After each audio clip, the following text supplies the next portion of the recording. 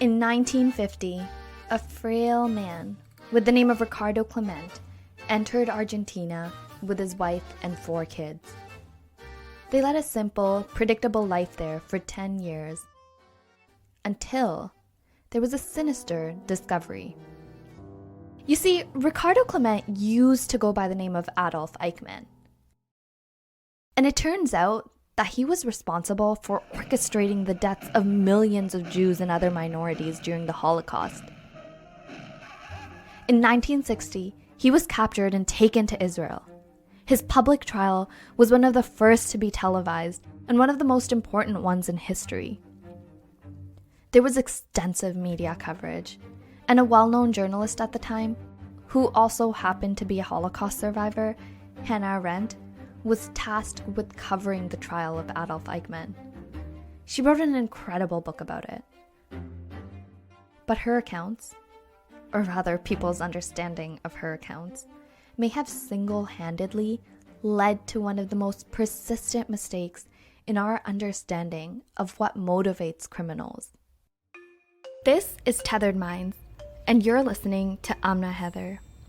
In this episode, we'll answer the question, could Adolf Eichmann have been you? The renowned social psychologist, Dr. Alexander Haslam, will walk us through how evil is manufactured and why your psychology textbooks might be dead wrong. Oh, and we'll also be talking to the ex-Fox News show host Tobin Smith about his expose novel and the tools for killer propaganda. So stay tuned for an exciting ride. Now back to our story of Ricardo Clement. When he was identified as Adolf Eichmann, he was accused of having helped orchestrate the Holocaust. But in his words, he had never killed a single human being, or given any orders to kill for that matter. The question of his intent has both inspired and haunted science for years. So how did that come about, and what kind of a person was Eichmann? That is Alexander Haslam, and that question is a starting point for a lot of his research. He was someone who organised the Wannsee Conference for the devising of what came to be known as the final solution to the Jewish problem. The details of his involvement in the Holocaust were pretty clear, but his intent? That's where things start to get a bit muddy. Well, Eichmann turns up to court. It's broadcast around the world because there was huge interest in the trial, and people had expected to see a monster, but in the court, Eichmann just looked like a thoroughly normal person. He was slightly stooped, he was in a sort of grey suit, he just looked like a public servant. The seminal text on Eichmann's trial is Hannah Arendt's book, which was Eichmann in Jerusalem, The Banality of Evil. Arendt coined a term, banality of evil, to describe this idea that evil acts are not necessarily perpetrated by evil people, and they can instead be simply the result of dutifully obeying orders. As she put it, Eichmann had no motives at all. He just never realized what he was doing. What she was understood as saying was that, Eichmann was just a kind of normal, regular person who thoughtlessly, mindlessly got caught up in this Nazi killing machine. He was kind of just a puppet. He just blindly following orders. The banality of evil became a tremendously powerful term with tremendously powerful connotations that still affect us to this day. And it was immediately picked up by media, philosophers, and scientists. Yeah. So the first thread was one that was really pursued by psychologists ultimately, but in particular by Stanley Milgram. Many of his family had died in the Holocaust, but he was very much fixated on this question of how might normal people be induced to do these horrible things. And to answer this, all the way across the ocean in Connecticut, United States, he designed the infamous Milgram experiment. And the paradigm he created involved participants administering what they believed were electric shocks to a learner on a task when he made an error in a learning exercise. In 1961, one of the participants, a 25-year-old man named Bill Menold, responded to an ad to participate in a study at Yale University. The ad had said that the study had to do with learning and memory. On the day of the experiment, at 7 p.m., Bill followed signs to the basement of a building on campus. He was greeted by a man in a lab coat, known as the experimenter, and a second volunteer. The experimenter tells the participant, In this case, Bill Menold, who's got this role as a teacher, that when the learner makes an error on the task, he has to administer an electric shock. The learner was the other volunteer that Bill had met, and this volunteer was taken to a room to be hooked up to a chair with electrical wires. Bill was taken to a separate room and told that he would be teaching the learner words and administering electric shocks to him. And these shocks are arranged on a big machine with 30 switches, and they go up in 15-volt intervals from 15 volts all the way up to 450 volts. And every time the learner makes an error, the teacher just has to press the next switch. And it's got labels on it, and it starts off mild shock, and then it goes severe shock, and then it goes danger, severe, very severe shock, and then at the far end it says XXX, like lethal. A speaker system connected the two volunteers, and with each shock, Bill heard the volunteer yell increasingly primal screams, until at one point, he became unresponsive. When this happened, the experimenter instructed Bill to keep going until he got to the maximum possible voltage, which he did. Bill was one of hundreds of volunteers that participated in the Milgram experiment between August of 1961 and May of 1962. And the famous finding was that in what came to be known as the baseline trial, 65% of the participants went all the way to the end of the scale. So it appeared that normal people who'd just been recruited off the streets of New Haven, Connecticut, would be willing to kill somebody because an experimenter asked them to do it as part of a psychology experiment to look at the effects of punishment on learning. And on the basis of that, Milgram concluded that Arendt's conception of the banality of evil came closer to the truth than one might dare imagine. And that demonstration, Milgram's demonstration in his studies, really became the dominant analysis of that process. This experiment made headlines everywhere and became cemented in psychology textbooks as evidence that, like Eichmann and other Nazis in the Holocaust, most of us would blindly and unquestioningly follow orders to do horrible, atrocious things. For most people, that's where the story ends. But behind the scenes, there was, not in psychology, but particularly in history, a lot of scholars were interested to actually dig deeper into the Eichmann story in particular. And there's really a number of books which have come out on Eichmann. And one of those is called Eichmann, His Life and Crimes, by David Cesarani. And according to him, Arendt had nowhere near the full picture of who Eichmann was. Basically, Cesarani just totally destroys the idea that he was just a public servant who didn't know what he was doing and mechanically, thoughtlessly went along with it. You see, Eichmann's trial was arduous. It took 8 months from the first day of his trial to get to the final verdict. Arendt was only at the first 3 days of Eichmann's trial, and those were the ones in which his defense was trying to make the case for him to get him off the hook. Well, obviously in that context, they wanted to say, look, it wasn't me, and I was just a cog in the machine, is Cesarani's point. But all these books have very clearly and precisely demonstrated that actually, no, the key thing about Eichmann was that he was highly identified with the Nazi cause. And the point there was he was never someone who was just following orders. So if we go back to the Wannsee conference, no, he showed creativity and imagination in devising this final solution. He didn't just sit there and say, what do you want me to do? And just sign the papers. No, he wrote the papers, he authored them, and he set to work to make the death camps as effective as they could possibly be. And according to Dr. Haslam, you could apply this logic to many of the other Nazis involved in the Nazi Party too. It's possible that they weren't just obediently following orders either. Because when you look at the Nazi state, it wasn't uniform. It wasn't the case that everybody was a highly identified Nazi doing the things that people like Eichmann were doing.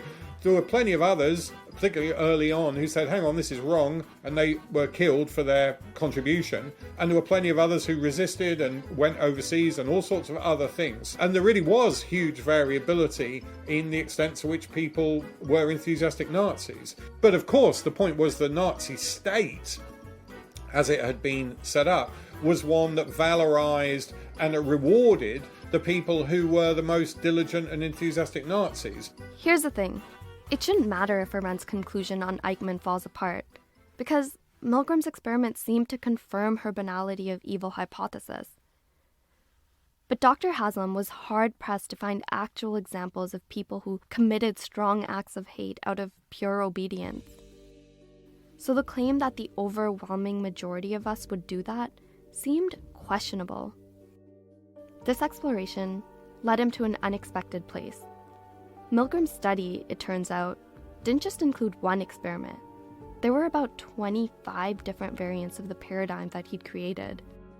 What you can look at is the extent to which those different variants encourage you to identify either with the experimenter and the science or with the victim, with the learner. And what you see is that across those variants, the amount of obedience varies firstly between 100% and 0%, and that where it sits is pretty close to perfectly predicted by the extent to which the paradigm induces you to identify with the leader and the science.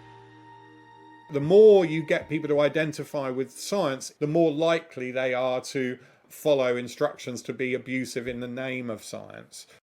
And also how the participants talked about their own involvement was very much they believed that they had done something good. So even in Milgram's experiment, what Dr. Haslam has shown is that participants weren't just blindly following orders. They were consciously choosing to make their decisions based on their beliefs of what was the right thing to do. We imagine that the participants were in there and they were doing these bad things and they thought, oh, well, I don't really care about that, just kind of do it. No, that wasn't really the case. The people who administered the shocks did it because they thought they were doing something good. They thought they were helping the science. Can we stop here for a second? Yeah, so I've heard about Milgram's experiment since high school, and I was always told that the participants would have felt horrible about what they were being made to do. And that's so dangerous because the earlier conclusion that we can do these things because we're obeying orders, I think it gives us this idea that we would actually know when we're doing something horrible, and it makes us feel like we have more control than we actually do. But your findings are a lot scarier, right? Because it shows that we wouldn't even see what we're doing as something horrible, and we definitely wouldn't think that we're obeying orders. And yeah, I find this so wild, especially because this experiment is so formative in psychology everywhere. It's fucking crazy. It is absolutely wild. It's kind of like obscene from a scientific level that this thing, which is so important to understanding this paradigm, these studies, and actually is the thing that allows you to make sense of what happens in the world, is the thing that nobody wants to talk about and the scientists don't talk about. And why is that? Why do we just imagine that this is just people who are just kind of like following orders or just conforming mindlessly to some kind of script? It doesn't make any sense.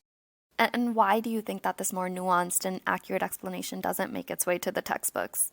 The simple answer to that is because that's not what our leaders want us to see. At the end of the day, when they're on trial, they don't want to be held accountable. Who doesn't want to be held accountable? Well, I think, and again, not to be too ad hominem about it, but you see that a bit in the writings of, say, Milgram, that Milgram actually started off with an analysis which is not too far from our own. He'd gone around, he'd given lots of versions of his talk. Well, when he'd given the version that was like the version that I've been talking about now, was closer to that, people didn't kind of like that. His analysis got watered down. As academics, it's not like you just sit in an ivory tower. You go out and you talk to, I give talks, lots of talks on this sort of stuff to businesses and to organizations and to politicians. I present at, governmental committees and stuff. And so you get to know what stories they really like. And I can tell you they don't like the ones which say, actually, you're a big part of the problem. But according to Dr. Haslam, For too long, people have been focused on the wrong questions. Instead of asking why people do horrible things, we should understand how they get to a point where those horrible things are actually celebrated as something great. So Steve, Reicher, and I, we sort of set out what we referred to as a sort of 5-step social identity model of the development of collective hate. And the first step there is simply a step of identification. In our previous episode on clashing identities, we saw that humans have a natural drive to create groups. And those identities go on to shape so many of our thoughts and behaviors. You have to develop a sense of shared identity, and you need people to internalize it as part of their sense of self. Moving on from that, Step 2, define an outgroup. You need to define parameters associated with membership of that group. And typically you do that by defining the in-group in contrast to some disliked or at least alternative outgroup. And if you look in the sort of pantheon of prejudice, you see that there's all manner of groups that people can come to vilify on the basis of religion or ethnicity or sexuality or whatever it might be. Then, Step 3, create a threat. You need to develop a sort of narrative around how it's not just that those people are not of us, not like us. What they're doing is actually a threat to us and our values and our way of life and the things that we cherish and hold dear. Step 4, create a narrative of virtue and evil. After all, hate is just intense dislike with moral superiority. And you now have this group which is construed as not us and is a threat to us. Then you need to develop a narrative of, if you like, good and evil, as us as good and them as actually pernicious and evil, and therefore as a group that needs to be dealt with, and obviously not kindly. And then in the process, the final kind of step, Step 5, is one, and again, this is quite a fundamental point about hate. Nobody wants to hate. It's not a particularly sort of mobilizing emotion. It can be in a particular sense, but most people actually, are motivated by much more positive and pro-social ends and goals. And so it's quite important that rather than presenting what you're doing as something that is bad and nasty and unpleasant, but actually celebrate it as something that's virtuous. So again, it's they're the evil ones, not us. We're the righteous ones. And so you develop narratives around that morality. You also celebrate it. And you fundamentally construe those things that you do, the harm that you do to others, as something that is actually good work. A whole army of my countrymen, here in defiance of tyranny. The speech that Steve and I always quote is Himmler's Poznan speech, in which he's trying to mobilize the German killing squads who are going to go into occupied Poland and kill thousands of innocent people. But altogether, we can say we have carried out this most difficult task for the love of our people. And we have suffered no defect within us, in our soul, or in our character. Because what you see is that people are about to go off and do something which is actually inherently problematic and pernicious itself, and yet those people have been led to understand that that is actually something that is righteous. I mean, again, I think a pretty much textbook example of that is Donald Trump's address to the assembled crowds on Constitutional Hill as before they advanced onto the Capitol. He tells them that America's under threat, that the election's been stolen from them, and that there are bad people in Congress who are trying to unseat him illegitimately and to delegitimize and disenfranchise them, and then to say, we need to go out and, as it were, fight the good fight. It's something that, yes, you would rather not have to do. That's quite important. You'd rather not have to do, and you wish you didn't have to do it, but the world is such that this is a thing that needs to be visited upon these sources of cancer, as it were, in our society. Ultimately, our hate is driven by love. But these 5 rules aren't just used to get people to do quote-unquote bad things. It also applies to situations in which people are doing good things, or what we understand as good things. So like the Allies fighting in the Second World War, you have to do go through the same 5 steps. You have to really come to sort of hate Germans and Nazis, But you might say, well, yeah, it's quite good and appropriate to hate Nazis because they're not nice people doing nice things. So intense dislike of things is quite a motivating thing. But again, it's something that grows on us and is grown and cultivated. So how do you personally decide when this dislike is something negative or positive? Well, that's a matter of debate. And the point there is too, if you'd been in Germany or Europe in the late 1930s, 1940s, that debate would have been raging there too. And many Nazis at the time, not only would they not have been willing to accept that what they were doing was tyrannical, they'd have killed you for saying it was. We've seen how leaders can rally people to do horrible things in the name of love for their groups. When dictators succeed at this, like Mussolini, Stalin, or Hitler, we typically call it propaganda. We counter this with the superior press freedom that most democracies have, and claim that this freedom of speech keeps us immune to this toxic leadership. But many believe that the media acts as an invisible force that can be used to control its audience in much the same way. After the break, we'll talk to the ex-Fox News show host Tobin Smith about his experiences with Dr. Haslam's 5-step model of hate, in a leading source of media in one of the freest countries in the world. All right, let's roll. We're talking to Tobin Smith. He's a well-known ex-Fox News show host who wrote an expose novel about his experiences there. So Tobin, let's start from the beginning. How did you get into Fox News? Well, it certainly wasn't on purpose. I was out pitching a New York Times best-selling book. Now it's a business book. And, you have publicists and stuff. So I did all the Bloomberg, CNBC, et cetera. And then I did the 4 o'clock show with Neil Cavuto. And this is June of 2000. They liked Tobin, so when they were recasting the show, they asked him to join and he agreed. We start the show and it's called The Bulls and Bears. And this is at a time where Fox was not political. This was a business show.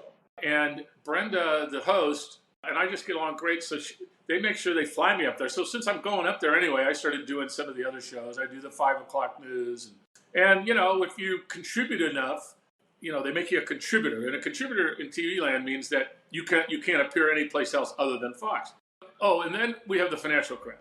This crisis had a lot more people tuning into Fox Business News, and Tobin was becoming more popular. So now all of a sudden I'm on 3 times a day. And then we started Fox Business News. Again, no politics. But all of this changed when Barack Obama got elected. Fox News can now project that President Obama will win the crucial battleground state of Ohio. And, at least 40% of the United States was shocked, angry, bitter, and they were looking for some place to go that they could see people who looked like them. As I was reading Tobin's book, I couldn't help but think about how much his insider experiences with media aligned with the 5-step model of hate that Dr. Haslam had outlined. Step 1 is to create an in-group. For Fox, this just meant that they knew their audience. Remember, even at that time in 2010, the average age of a Fox News viewer is 66.8, almost 67 years old. Now you have an identity. According to Tobin, the prime viewer was a white Anglo-Saxon Protestant male based out of a red county. The visuals, language, and guests were all catered to keep this audience glued to their screens. Everything there, the color, the red, the way the screen, the way the lighting's done, makeup and pretty girls, that's a pretty attractive formula. Step 2 of Dr. Haslam's model of hate is to create an outgroup. One poll during Tobin's time at Fox showed that 94% of their viewers leaned Republican, and this is something that they were well aware of. So Democrats, or groups associated with them like immigrants, were an easy outgroup.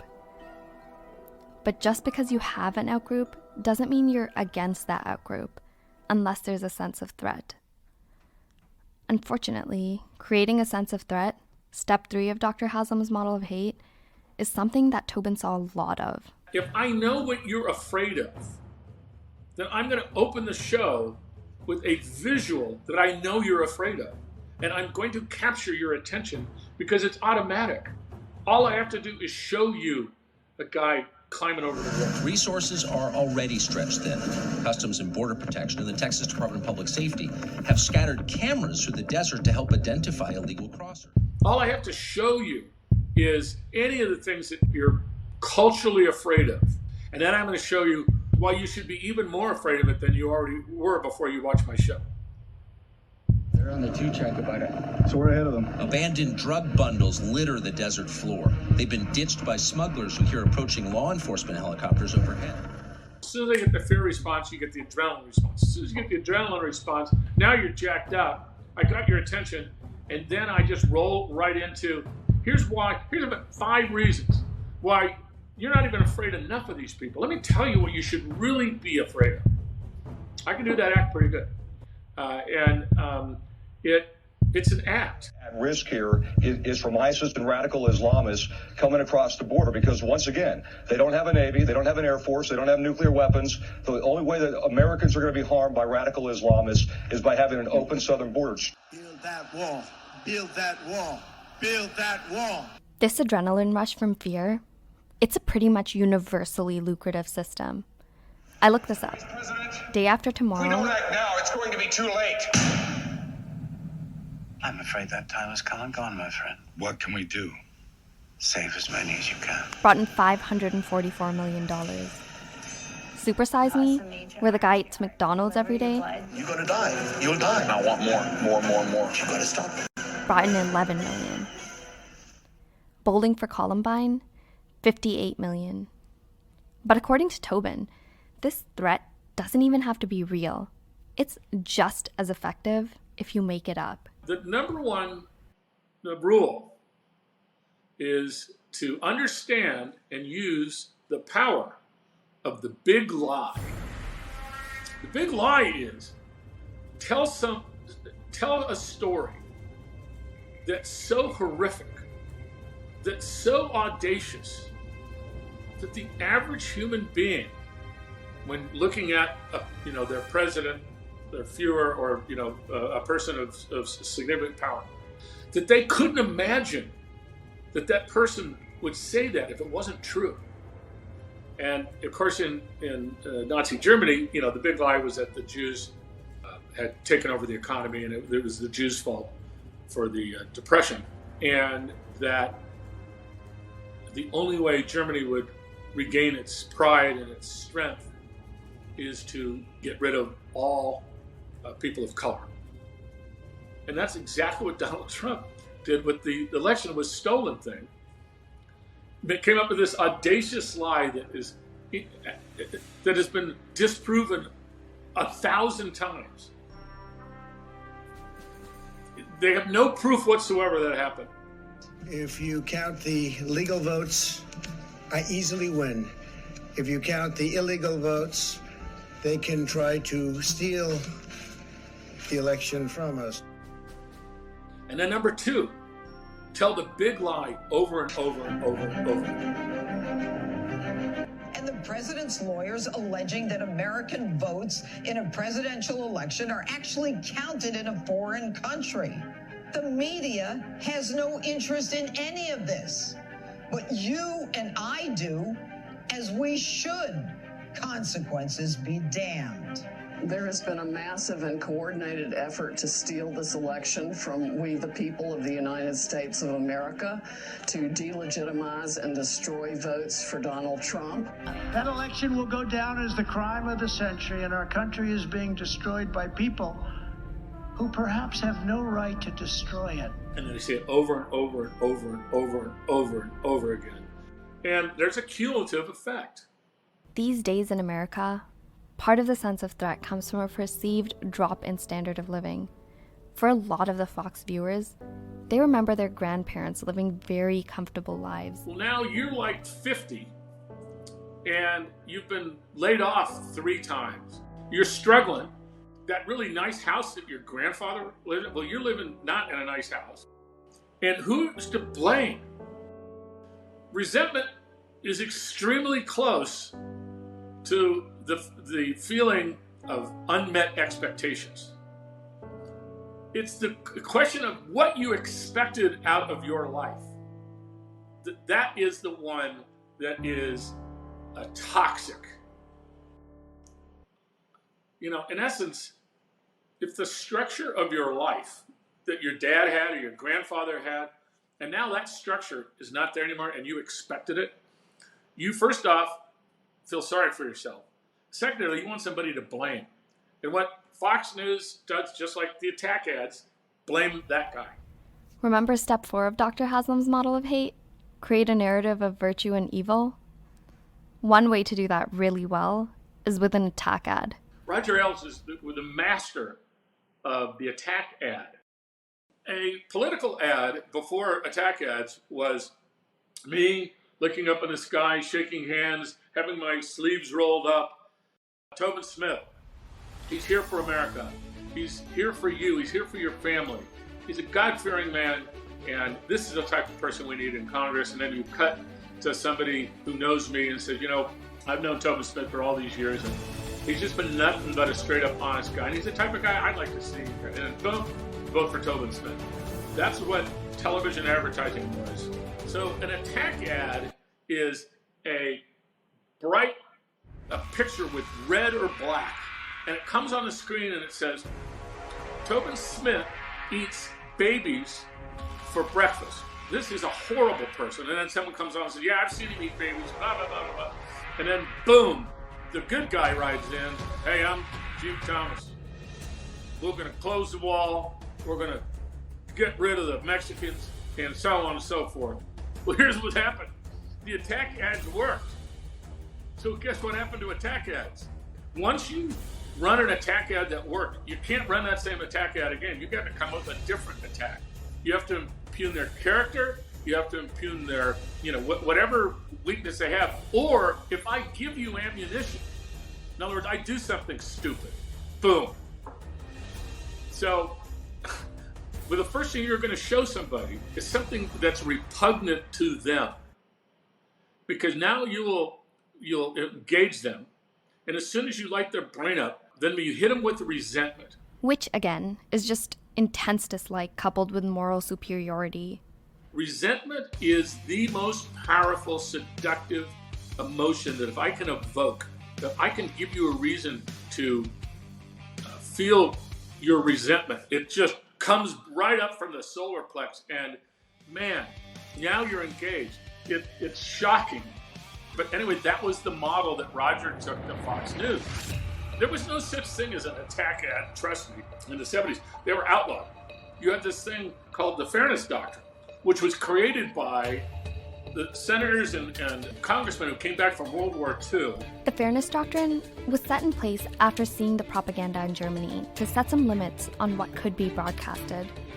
But it had some major flaws, and it was revoked in the late 80s. Well, that model of collective hate that Dr. Haslam had outlined, it thrives when there are no limits. We didn't think too much about morals back there in the Savannah Plains. But as we got into life, all of a sudden we're looking for moral superiority, intellectual superiority. And I want proof of it. But more importantly, I want proof of moral inferiority. I want proof of moral ambiguity. And that's why Donald Trump was just so visceral to so many people. But the other one, of course, is cognitive dissonance. You don't want to hear any information that impugns the vast moral superiority of your tribe, because it feels great to hate somebody, because now your ego pops in. And when you say, I can't believe how stupid they are, well, all your ego hears is, hey, big boy, and how smart are you, huh? And boom, even when I do it, just play acting, you get the adrenaline, you get the shot. But it's not just Trump or the Republicans who look for moral superiority. Tobin sees this everywhere. Because I'll tell you, on the left-wing side, the ultra-left has gone just as insane as the ultra-right, in that it's exclusionary by definition. Because remember, when you say you're woke, if you wanted to be as condescending as you possibly could be, then describe yourself as woke. Because if you don't believe what all the tenets of wokeism is, then I'm saying that you're asleep, that you're stupid. You're unwoke. Wow, that's a great way to convince people, right? Make enemies and lose friends. So it works both ways. And now we can get to the last step in the model. Step 5, celebrate. And according to Tobin, there's explicit celebration. To all you patriots who supported President Trump, stand tall and be proud of your efforts and his. It was all worth it. We all helped reshape the national conversation on immigration, on trade, and political correctness. We don't have time to bury our heads in crying towels. But there's also implicit celebration of small wins that are weaved into the show. It's all choreographed. We would bring in a Democratic strategist who was about 3 years out of college, who was trying to get a job on CNBC or MSNBC or something. We had some incredibly bright people when I worked at CNN for a time, but we would, the producers would purposely choose somebody who thought they were the bomb, but they're not, and then they put them in a situation where they may be great about immigration reform, but they don't know squat about economics. They don't know squat about a lot of the financial issues that we'd bring them in to talk about. And there'd be 3 of us on the panel, and then the libtard, and we would have a question on sort of macroeconomics. And, that's what I have my degree in. And we would, the producers would send us stuff to make sure that, we had a different story. But here's 3 different ways to show this person's an idiot. So they were set up. Fox News. No. This is kabuki theater. This is a staged theatrical event where the hero always wins, the villain always loses, and the only thing to figure out is how I'm going to win and how they're going to lose. That's how they're produced. That's how it's set up. This formula becomes more and more dangerous over time. Fox kept moving more to the right because the audience kept getting bigger, and you got to keep feeding. When you become addicted to something, you can't see the same thing every time because the hit goes down. You got to keep amping it up. You can't do the same stuff because I'm not getting the same hit. It's why do you start out with that much cocaine and a year later you're buying it by the bag. So that's what Fox did. So they just dialed it up, and then Trump came in and completely changed. When did your time at Fox end? I left in 2014. I was fired.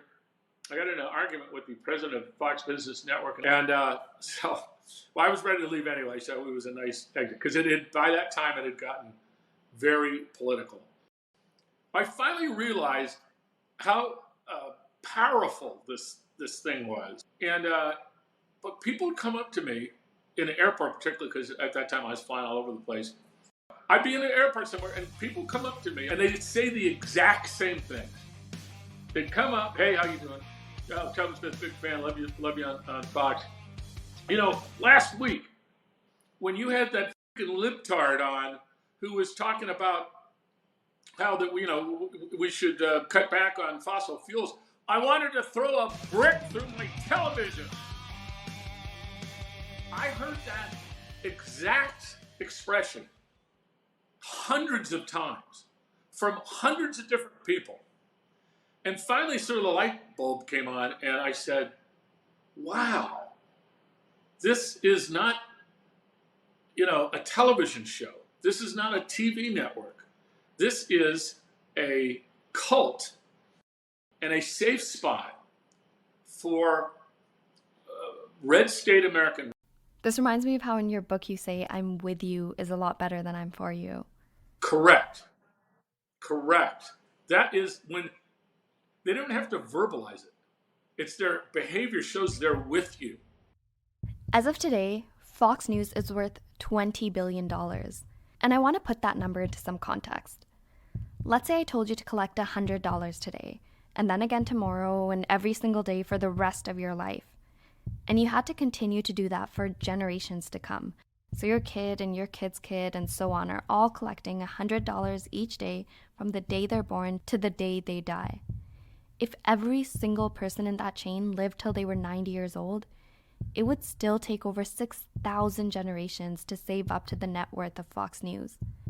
When numbers get big, it's tough to visualize, but this is a massively profitable industry. It's a theatrical event. It's not a news event. It's a theatrical production based on television rules, on motivational rules, on psychological rules, on cognitive hardwiring. And because what would happen is if we didn't start off with political, they'd change the channel because they could go to other right-wing channels like that. And who you're with, as you picked up, is more important than who you are. It's who you're with. Because that's allegiance. And allegiance feels good because you're connecting with you're of the same mind. Media costs more than what people are willing to pay. So what media sells is you. Their currency is your attention, and it's worth a lot. I am by no means comparing Fox News to the propaganda machine in Germany, but it's important that we revisit our history and understand how we can prevent the past from repeating itself. As Dr. Haslam showed us, we don't just blindly obey orders from harmful ideologies. The truth is much scarier. We can be convinced to passionately follow through with careful, slow, and intentional propaganda. Human beings evolved to be tribal, and there was nothing that required our attention more than when our tribes were under threat. That collective fight for our survival was one of our primary evolutionary advantages. But the media can inadvertently hijack the system. And though it's not intentional in the same way that perhaps Nazi Hitler was, if we aren't careful, the outcome could be the same. I hope that as we understand ourselves better, we can recognize when we may be headed down a path of no return and steer ourselves to a more just and peaceful society. By the way, I just launched this podcast. If you like what you've heard so far and would like to see some more, please subscribe and share. It means a lot. You can check out our website, tethered-minds.com, to see some of our upcoming episodes. All the resources we've cited can be found there as well. Thank you.